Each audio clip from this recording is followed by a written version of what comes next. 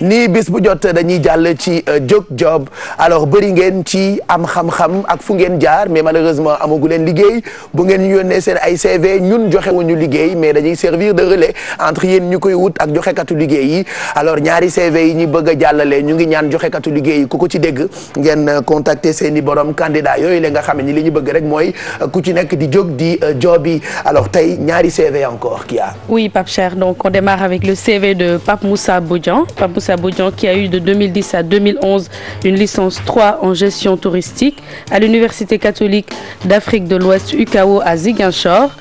Pour ses expériences professionnelles du 19 novembre au 9 décembre 2013, il a été agent recenseur, le recensement de la population et de l'habitat, de l'agriculture et de l'élevage. Le 3 juillet 2011, il a effectué un stage à l'hôtel Kadiandoumagne à Ziguinchor. Pour son poste occupé, il a été stagiaire en réceptionniste, accueil des clients et les présenter, les différents produits de la maison et les orienter, l'organisation des femmes de ménage, la réservation, l'enregistrement des bons. 3 septembre au 4 octobre 2011, il a été également stagiaire dans le département de l'économat pendant 1 mois. Pour son poste occupé, il était receveur, contrôleur et conserveur. Et pour contacter notre candidat Pape Moussa Bodian sera par mail à papemoussa.bodian@yahoo.fr. Nous avons également le CV de Nogaïnian. Nogaïnian, de 2001 à 2005, a eu son bachelor en administration des affaires à l'Institut africain de management Dakar. Pour ses expériences professionnelles, depuis le 6 mai 2014, elle a effectué une executive assistante à Aide et Action. Donc, elle a été exécutive assistante à Aide et Action internationale. Octobre 2013, avril 2014, elle a été assistante de programme à la Banque mondiale pour le programme eau et assainissement. Août 2012, octobre 2012, assistante de direction à Silicon Villa, Sénégal. Décembre 2008, février 2012, assistante administrative et financière à l'International Finance Corporation, World Bank Group. Pour contacter Nogaï Nian, ce sera par mail à nogaï.nian@gmail.com. Toujours notre offre d'emploi donc de la semaine. C'est cette société de la place qui est à la recherche de vendeurs, vendeuses en prêt-à-porter, chaussures, accessoires, hommes, femmes, enfants, haut de gamme sur le secteur Dakar. Donc ouverture de ce store sera en septembre 2015.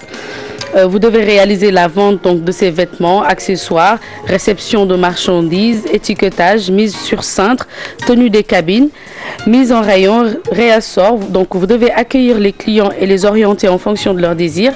Pour le profil recherché, donc vous devez être réactif, dynamique. Vous savez donc vous adapter très rapidement et vous êtes polyvalent, souriant, ce qui est normal, et vous justifiez d'une expérience professionnelle minimum de 6 mois. Et des connaissances également dans le luxe, dans la mode et dans les vêtements. Pour contacter cette société, sera par mail toujours à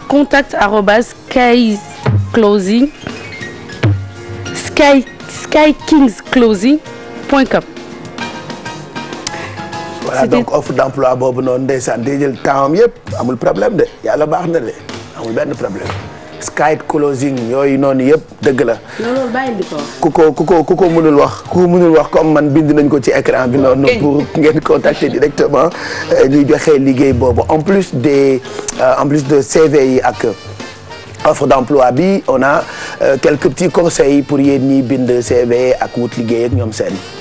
Voilà Pape Cheikh, donc aujourd'hui je voulais parler spécialement de l'entrepreneuriat, donc des jeunes, donc quelles sont les qualités d'un bon entrepreneur.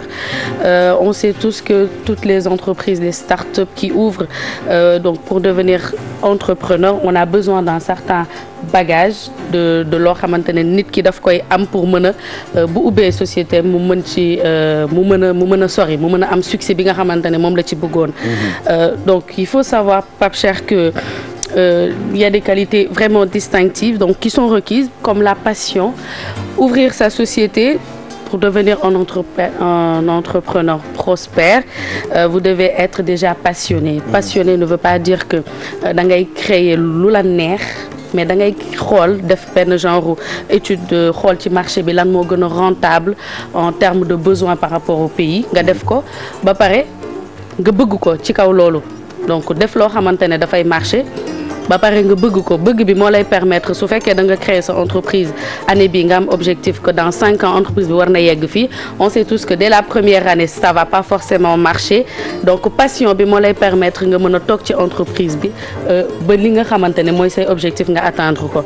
Et puis on a parlé de leadership donc leadership on sait tous que la définition d'un leader boo gisee nit par rapport ak ni muy liggéeyee tu te dis que lui c'est un leader et il y a des qualités qui sont requises pour être leader donc qui te permet donc c'est quelqu'un boo xamante ne dafay gérer ay un groupe de personnes 2 ou 3 personnes pour jàppale leen pour ñoom ñaar ñu ànd atteindre seen objectif. Ça veut dire que même ku am affaire bu ndaw muy dox jàppee ko entreprise ndax ëllëg mu mën a jur lu rëy quoi. D'accord exactement Pape Cheikh donc su fekkee da nga yor sa business nga yor benn business bu ndaw am na ay qualités yoo xamante ne da nga ko soxla pour business boobu mën a dox du par exemple ngay jaay lii mu nga nekk ci dara di ci dem te amuloo yenn capacité yi peut-être objectif bi nga ci soxla ci entreprise bi war a gudd fan du fa yegg donc dafa am ay bagages yoo xamante ne nit daf ko soxla bu fekkee da nga bëgg entreprendre parce qu'il suffit pas seulement de passion pour entreprendre c'est pas parce que dama bëgg lii dafa ma neex que dama ci war a forcément dem. mais leader naka la war a merci Bijou donc on sait qu'un leader doit avoir des capacités comme savoir planifier motiver son équipe coacher évaluer le personnel donc un leader doit également à la fois avoir des compétences managériales et interpersonnel c'est-à-dire il faudrait que ce soit aussi quelqu'un qui a la capacité relationnelle.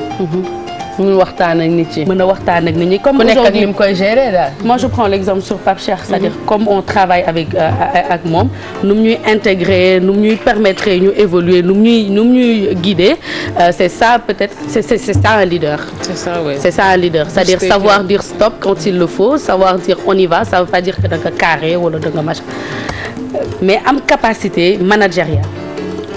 mën a gérer nit ñi ku nekk ak sa jikko. exactement. d'accord donc loolu mooy leader quoi important donc am leen habitude di xool naka ngeen di gérer seeni mbir c'est toujours important parce que entrepreneur dafa war a nekk leader voilà donc challenger comme avait dit Pape Diouf merci Kia pour ses conseils ak ñaari CV yooyu ñu joxe on souhaite bonne chance aux 2 candidats yi ñu jox confiance bay wut liggéey ñu ngi leen di ñaanal rek ñu contacter leen quand même pour ñu mën a commencer seen liggéey.